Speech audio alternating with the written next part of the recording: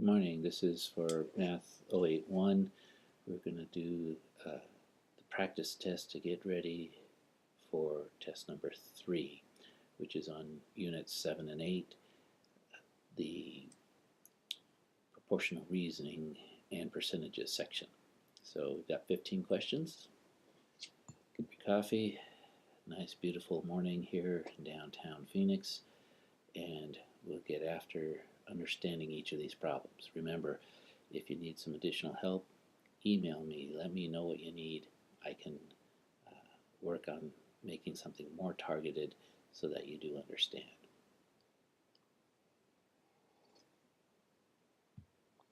Okay, so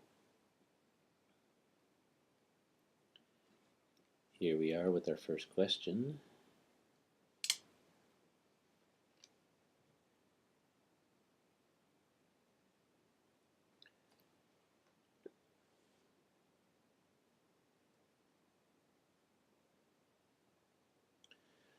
So, question number 1. We've got a young shrub in 2015. It was 3.5 feet. 2017 is now 5.2 feet. Important part, as you can see from the end, where the question is we want to know how many times as tall is a shrub in 2017 compared to 2015. So how many times as tall is a ratio question.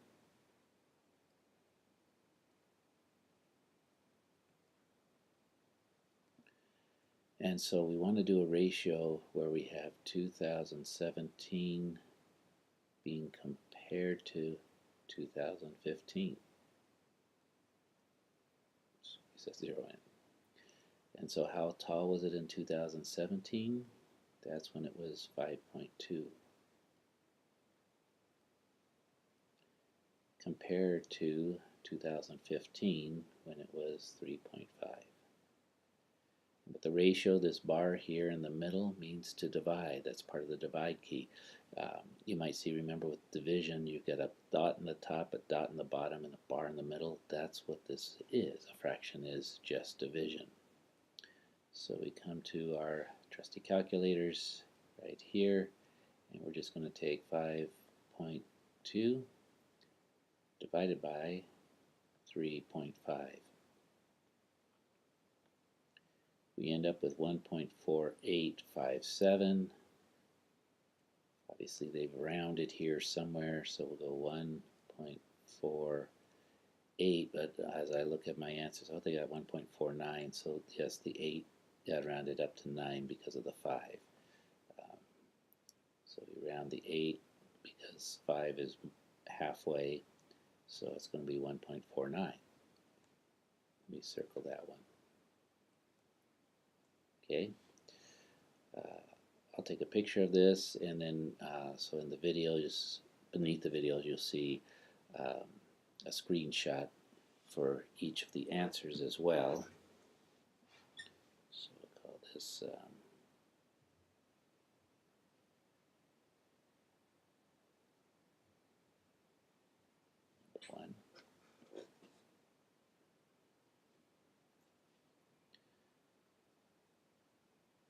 Put that back, and then we'll continue to the next one.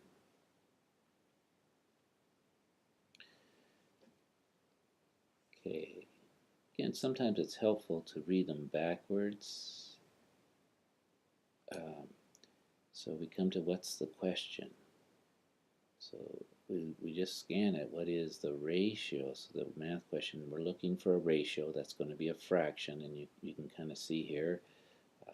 I apologize, my making the black screen like this, which I hope you like, takes out the fraction part of fractions. So hopefully I'll remember to put these in. But when you see numbers like this, these are fractions.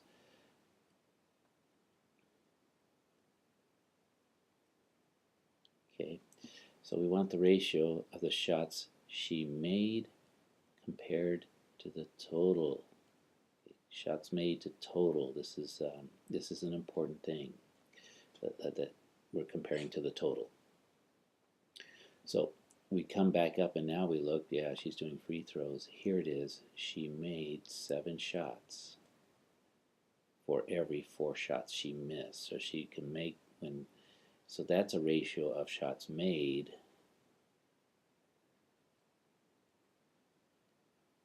to shots missed. But what we're looking for our answer is made to total. Made shots, total shots. So up here, we'll go ahead and get the start. She has 7 and she'll miss 4. Well, how many shots has she taken to make 7 and to miss 4? That's simply the total is going to be 7 plus 4, which is 11.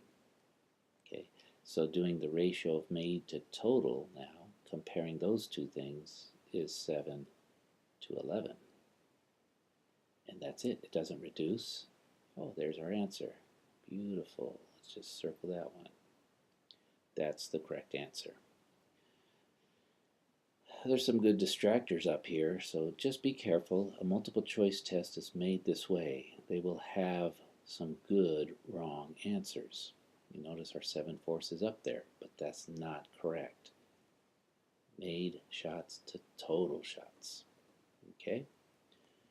So we just keep moving forward. Here we go. Save this. We'll just call this number 2. We'll just keep going. This, clear screen, oops, this is the clear, give me a clear screen, and we'll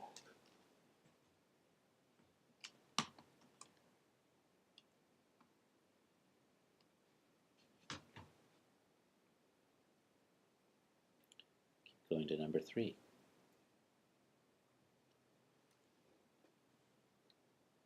Again, it's always good to figure out what the question's asking, so we come and here's the question mark. And so what is the unit rate? What is a unit rate?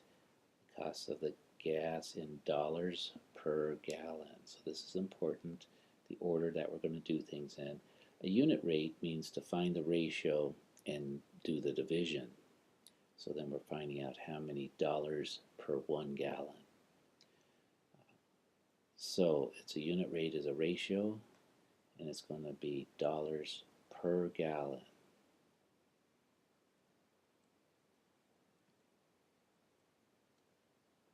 So we'll have dollars on top. Per is where you put the fraction line, and gallons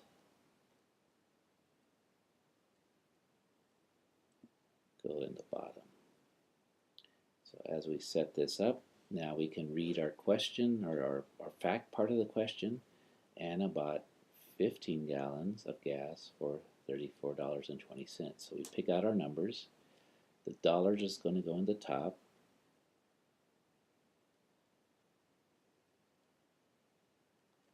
And the gallons are going to go in the bottom. We do the division because that's what a fraction is. It's the top divided by the bottom. So we come over to our calculator. We put in 34.2 divided by 15. And yes, we get 2.28.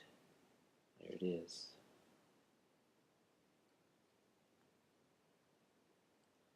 .28, and our units are in gallons per dollar. I was making up my own abbreviation there. Didn't do so good. Gallons per dollar. We'll just call it gallons. Oh, actually, dollars per gallon. Yeah. So probably the better way is just to use the standard dollar sign, like they've got up here, the word per gallon.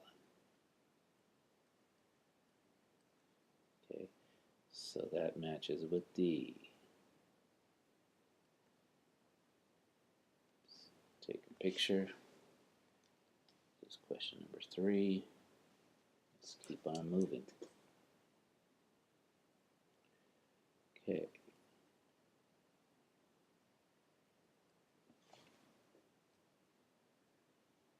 Number 4. Having fun yet?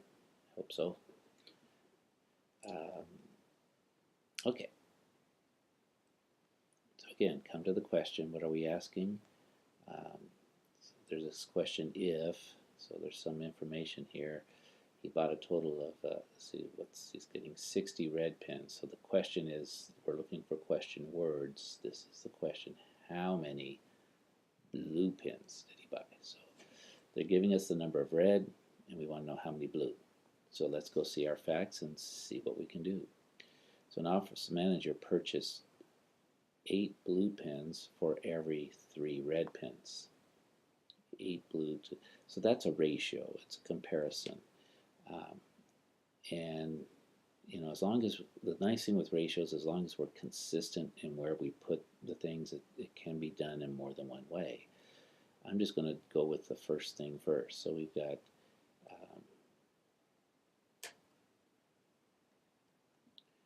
we've got 8 blue pens purchased for every 3 red as a ratio. And then what we're going to do is we're going to go into a situation where we're going to buy 60, or the office manager is. We're not going to do it, but we like to talk that way, don't we? 60 red. And what's the question? The question is how many blue? How many is up here? And so we just take our standard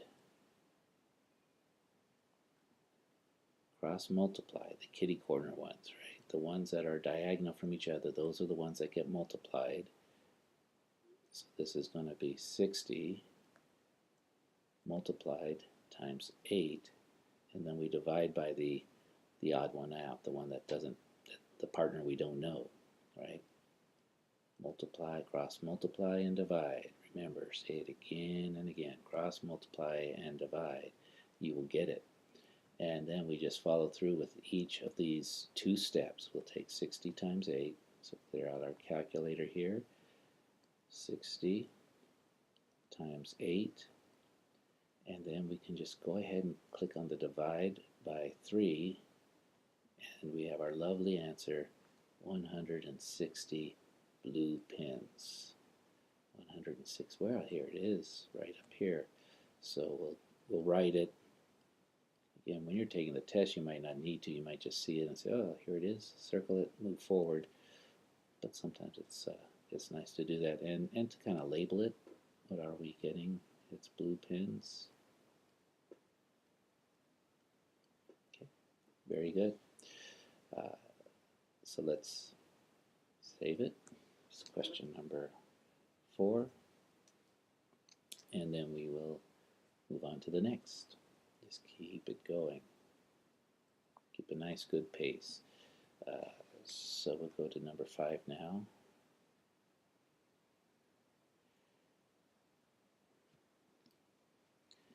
And what are we going to do? Again, look for the question. Here's the question. There's an if part to the question, and then there's the question part to the question. So what we're looking for is how long will it take her to bike 369? So they give us a piece of fact, but we're looking for how long. Okay, how long, that's a time thing. So, and again, there's this condition, she's going to average the same speed. What that's telling us is, as we look back at the rest of the question statement, the fact part, Natalia went on a biking trip last year. It took her 16 hours to bike 264 miles. So we're given 2 pieces of fact. We're going to keep this speed the same. What we have is a ratio. With ratios, we always have 2 items. When we get a proportion, that's where the 3rd item is going to come in. Okay, so we usually think of things as far as speed as miles per hour, right? MPH, miles per hour, or miles per hour. So as we set this one up, we'll put the miles on top. You could still get the right answer if you put the hours on top. I like to put a little bit of notation of what I've got. So we've got 264 miles, and in the bottom we're going to have 16 hours. So that's one ratio. We're going to keep this the same the next year, but this year she's going to go a little bit further, the 369 miles. The miles have to match up with the miles. That's the way a ratio works, or sorry, a proportion works, is that the two ratios that are equal to each other have to have the same units in the same place. So the 264 is on top, the 369 has to be on top. I'll put the little m, and the question mark is how long is that going to take her? How long? Hours. Okay.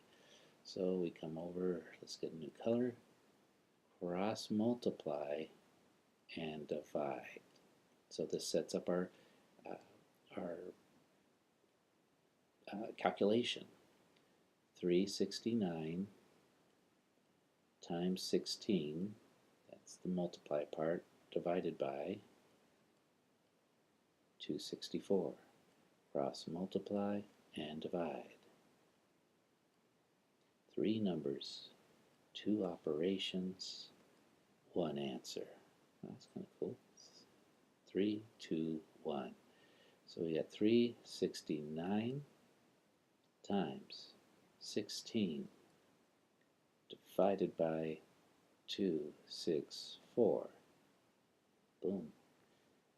It'll take her 22 hours, 22.36 hours. And we look and we can find our answer right there, which is kind of nice and reassuring. So we'll go ahead and match it. That's it, right there. The others are kind of close, but they didn't quite do it. I'll go ahead and write the answer down here, 22.36 hours. There we go. So that's the use of a proportion to solve a problem.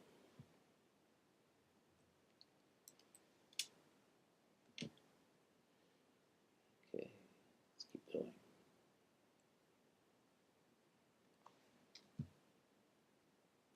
Number 6. Notice how following this sort of setup, this procedure, you'll see that all the problems in this test really follow it. So we come back, what's the question? We look, here I see, just picking out words, how many? There's a question word, how many hours? That's what we're going to look for. Do you need to work to earn your monthly rent payment? Okay, so there's no numbers here, but we want to know how many hours to earn the rent payment. So let's come up to the first sentence, which gives us our details. So we know as the numbers, we got 28 hours that we work, we earned $308, and our rent $775 a month. So what we've got is we've got a ratio. These two are linked together. Then the more hours I work, the more I make. Less hours, the less I make. So I've got a ratio. I could either do dollars per hour or hours per dollar. As you'll see, it doesn't matter as long as you're consistent, but we tend to think in getting paid to work as dollars per hour, so I'll stick with that one.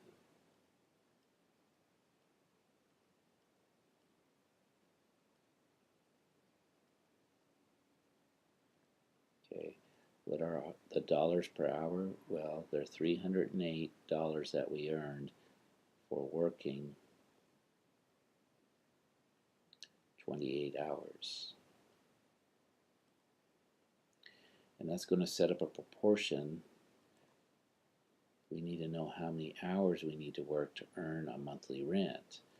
So what we have to do is we know the monthly rent, and since it's in dollars, the dollars go with dollars. So dollars are in top, dollars have to stay in top, and then the hours that we're looking for, question mark, how many hours, will be down here. We do our standard cross multiply divide. Okay, so that sets up the calculation. 775 times 28 divided by 308. And if you haven't been doing it, instead of just watching me, you should be following along, writing down as you go. This is sort of called underwriting. But it was literally the teacher would write and you would write below, underwrite the teacher to learn how to do things. And now that we've got videos, you can watch, practice along, and then try some new problems, some new questions on your own as well, and you'll develop this skill to just organize the question into a calculation, and you'll just be cruising along nice and successful. 775 times 28 divided by 308. That's how the calculation goes. Looks like she needs to work 70.45 hours, which, as we look up here, it got rounded, so answer B would be our correct one. And they rounded up because here's a 4, next to it is a 5, so it means round up, round the 4 to a 5. Okay, so that's that one. Number 6, let's save it. And get a clear screen and move forward. Number 7. Laura, oh yeah, I forget. Read the question part of the question first before you start getting too much information. So look for the question mark, what are we wanting, and look for the question words. Question words are things like how, what, why, who. Mostly in math it's how or, yeah, how many. How many pounds of espresso does she need? So we're looking for pounds of espresso, and then we'll read a little bit more. Laura's making 12 pounds in total. So to solve this one, I now know I need something that relates the total pounds to pounds of espresso. Okay, so that's the ratio I need to set up. Laura's mixing coffee to make her favorite blend. Okay, so she takes 7 pounds of mild roast. Then she uses 3 pounds of espresso. She's going to mix those together. So that gives us a ratio of mild to espresso. Remember, it's not what we need. We know that, but let's set this up. So mild to espresso would be 7 to 3, or 3 to 7 if you want to go the other way around. Again, it's not too critical, but you just have to be consistent. But if she made a mix that had 7 mild and 3 espresso, how much total would she be making? 7 pounds plus 3 pounds, the total she'd end up with would be 10 pounds. And this is our total. So to answer our question, we want a ratio of total to espresso. Okay, so, or espresso to total, however you want to do it, either one. Let's see, shall we just, we'll just do it this way. We'll put the total in top and the espresso in the bottom. Now if you want to work it the other way, try it. I think that's a good way to do it, and we should both end up with the same answers. So from the original, how much total do we get? 10 pounds. How much espresso do we need to make these 10 pounds? Well, that's this 3 here. So that's the first sort of given, the facts that we have. And then the second ratio, the one that's going to have something we don't know, that's where we pull off of this. So she's going to make 12 pounds this time. She wants to last a little bit longer. And then the question is, how much espresso is she going to need? So that's how we set that one up. Remember, we're always going to have three numbers, but to get this 10, we had to do a little calculation here. So we cross multiply and divide. 12 times 3 divided by 10. Go ahead and set up the calculation. 12 times 3 divided by 10. Clear it. 12 times 3 divided by 10. 3.6 she's going to need. And you know, it seems about right. 12 is just a little bit more than 10. And so she should need a little bit more than 3. But you know exactly how much more than 3, that's the question. So that's what we need. That matches up with option D. Okay, so I got a little tricky here with the 3.2. You couldn't really just guess. Or maybe you could, but this is the way we work it. Okay, so that was number 7. We have 8 more to go by my count. So put that. Okay. Let's see. Clear the screen. Move on to 8. So practice exam 3 for spring. Okay, so for this one, we're going to make the window a little bit bigger. So you can see the entire, oh man. Hopefully if you've hopefully printed this out. My numbers are terrible here, so I'm going to have to rewrite them. Let's go with this. Let's go black. I believe what we have here is 35 and 16, and I'm going to have to do a little off-camera check here.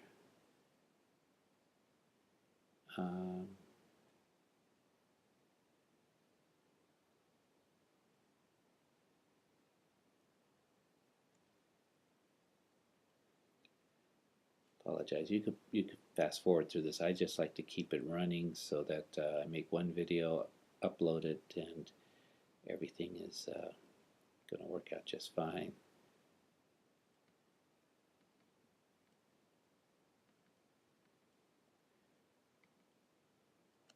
So just remember, you can always fast forward,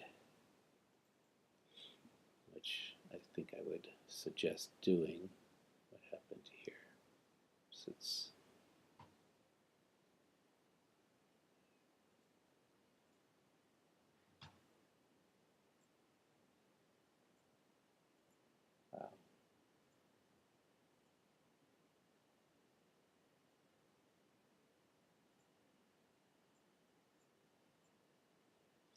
okay. I don't know. This computer just seems to start opening all these things. This is what I want.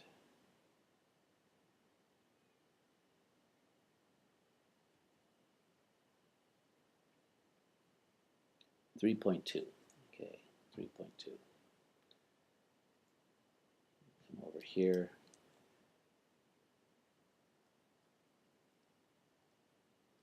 All in centimeters. Okay.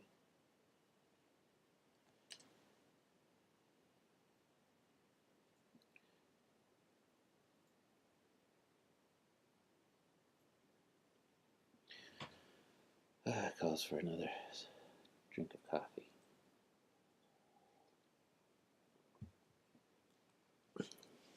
Okay.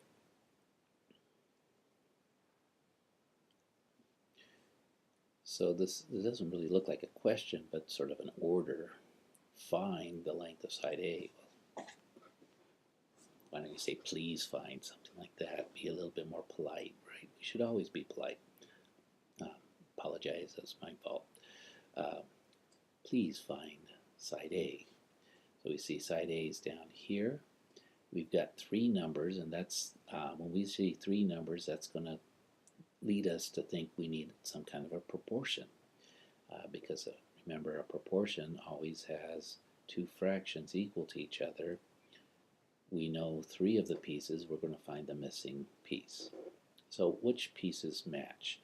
So if this is similar, this side A should sort of be similar to this side over here. So the thing with the proportion is that there's multiple ways you can set them up as long as you have things lined up. I'm going to do these two both in the tops of the fractions so that they're related to each other. So let's go ahead and do that. So we'll put the 35 centimeters here in the top. We'll put A here. And that's going to be proportional to two other sides that are related. And so notice this side here and this side here should be proportionally related. So I'm going to put the 16 with its partner, 16 centimeters here, and the 3.2 gets partnered up with the A because it's from the same item. Now you might try it again on your own. You can set this proportion up in various different ways, but what you'll find is no matter how you set it up, as long as it's correct, there's some wrong ways to do it too, sure. You always, here's the unknown part, the A, and so we cross multiply the two that are diagonal, and then we're going to divide. So it'll be the calculation, no matter how we set it up, is going to end up being 35 times 3.2 divided by 16. That's how we do it with a proportion. And then we're going to come down to our calculator, clear it out, 35 times 3.2 divided by 16. We get 7. Oh, 7? Really? Yes, we have a 7, 7.0. Sometimes we get so used to seeing decimals, we get surprised when we get sort of a whole number. So yes, it equals 7 centimeters. Side A should be 7. And I guess that's, proportionally correct. Okay, so let's take a picture. Number 8. And let's clear the screen.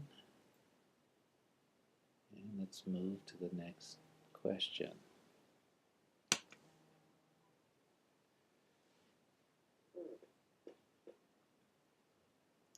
And then we'll,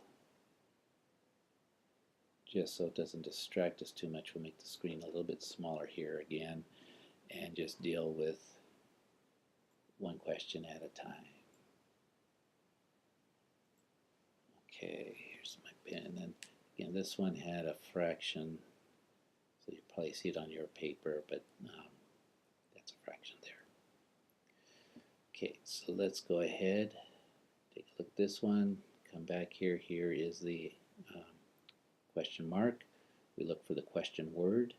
What percent? We're looking for a percent. Okay, so percent should move us into thinking of our special proportion.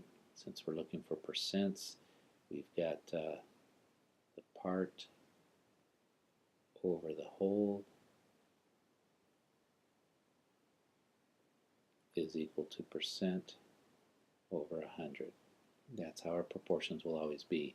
Remember, we also do it as is over the of, because these are the words. Is goes with part, of goes with whole. So whichever one you want to do, that makes it easier to set up. So what percent of her income does she spend on food and rent? So we're comparing income to food and rent. Percent of her income, see that word of, that should be in the bottom, does she spend on food and rent? We don't have the word is, but a lot of times we don't have both, but we have one of them. So income should probably be in the bottom. That's what's sort of the whole part that we make. And then we spend part of our income on food and rent. So Emma spends 3 out of every $7 she earns on food and rent. So when she makes $7, 3 of it goes to food and rent.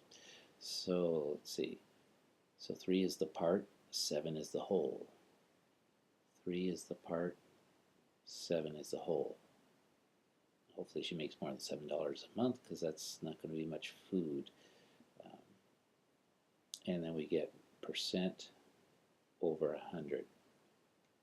Now the question is asking what percent. So we've got our 3 numbers. We're looking for the percent.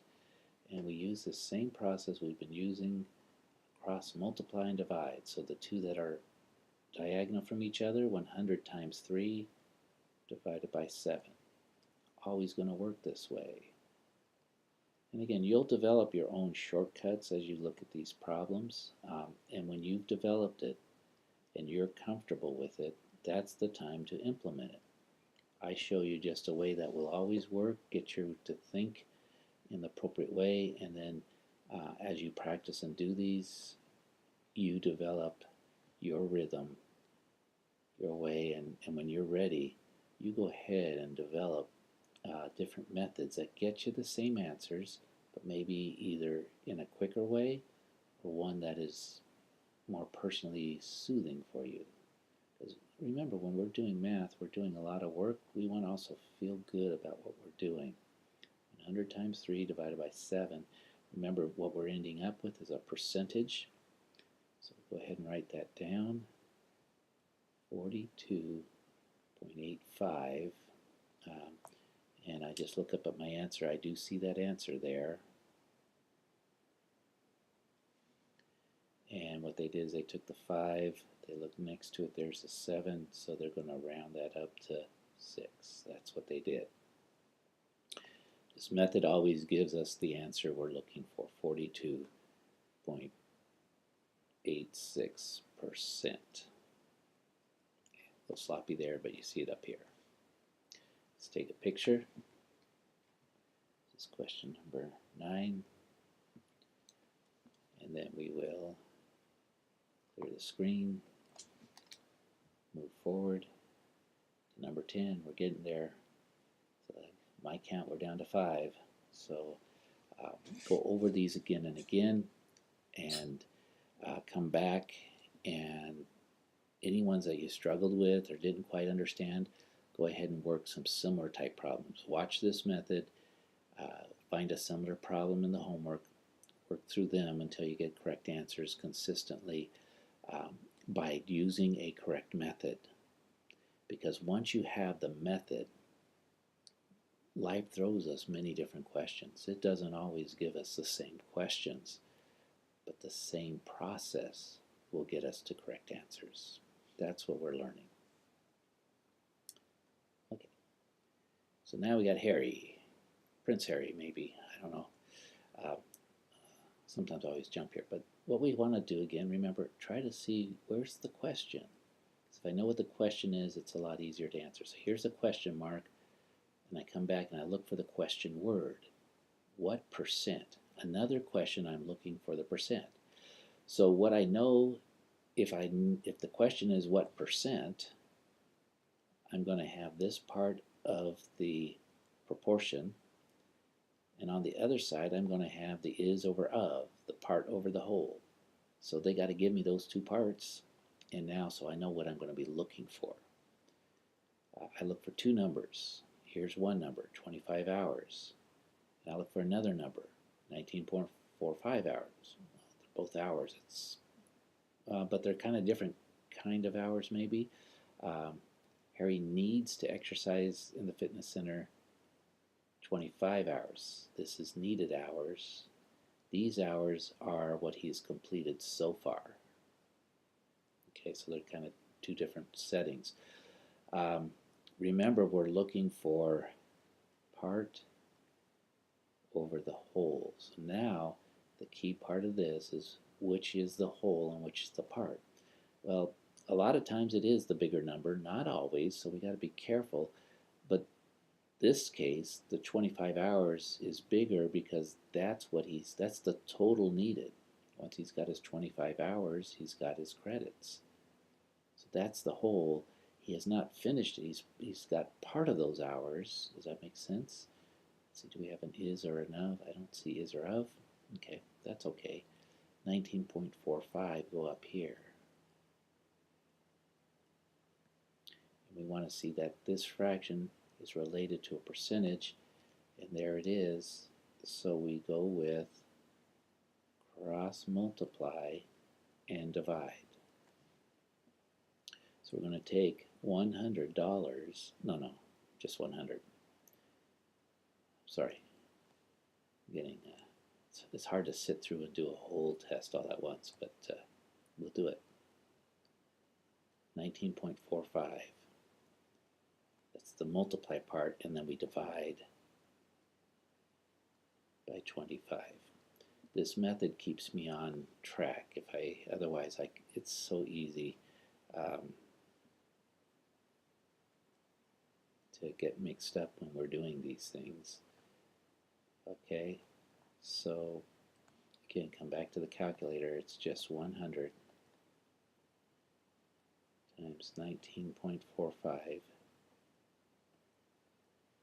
and then we're going to divide by 25.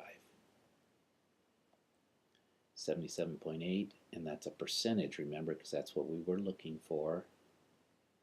Put that down, so that's a 77.8%.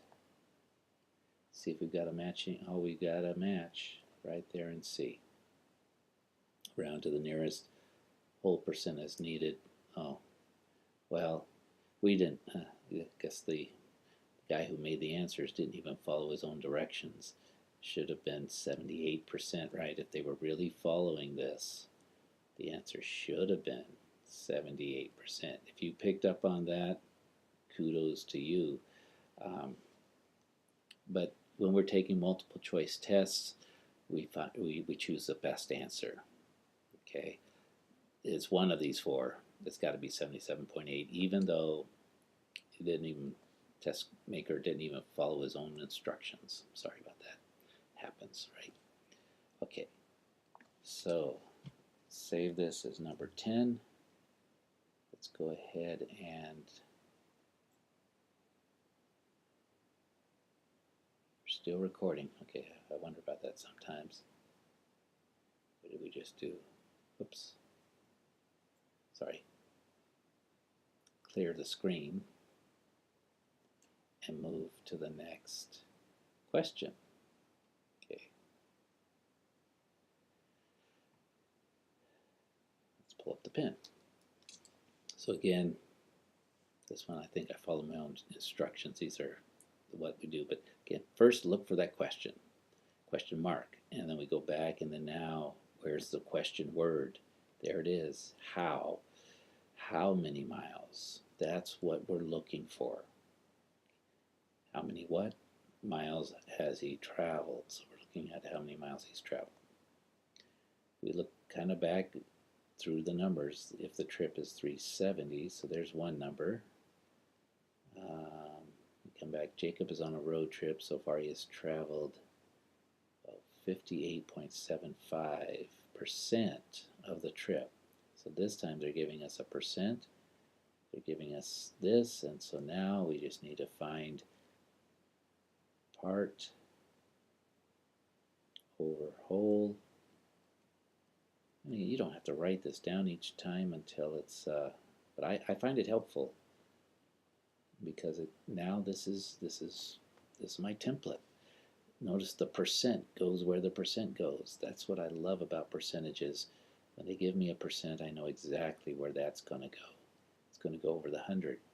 The other thing I love about percents is it's always 100. This little denominator is always going to be 100.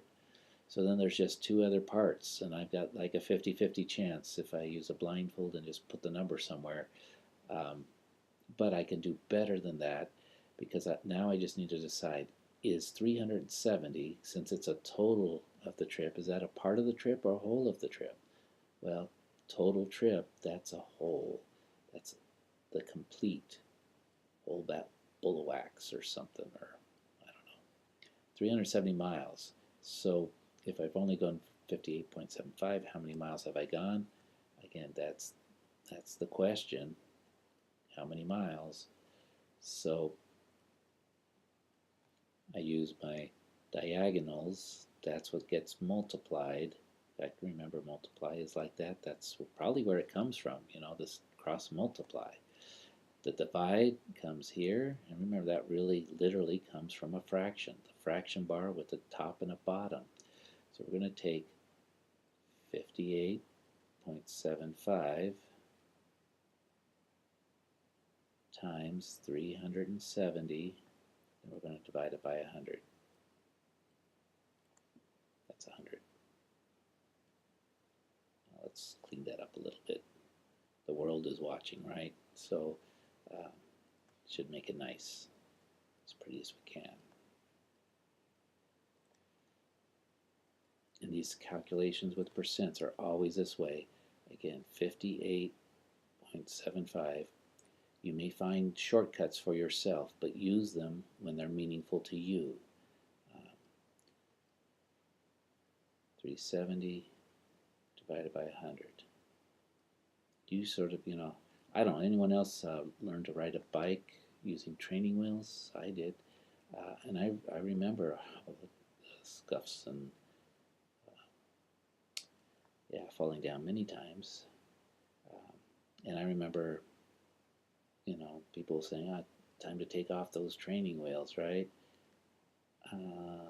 Full mile. So here's a 7. We look at the number next to it. There's a 3, so we're going to keep it at 217 miles. So there it is right there, 217 miles. Almost. We're down to the last 4 questions after this, and then we'll be done with our video for the day. So let's save it. Question number 11, and get a clean screen. And tell you what, I'm going to take a little break right now, get myself a little more coffee. I'll come back and do the second part of the video, the last 4. I know you think I should be able to handle it, but we're just going to take a little break. We'll come back in a second video. Thanks.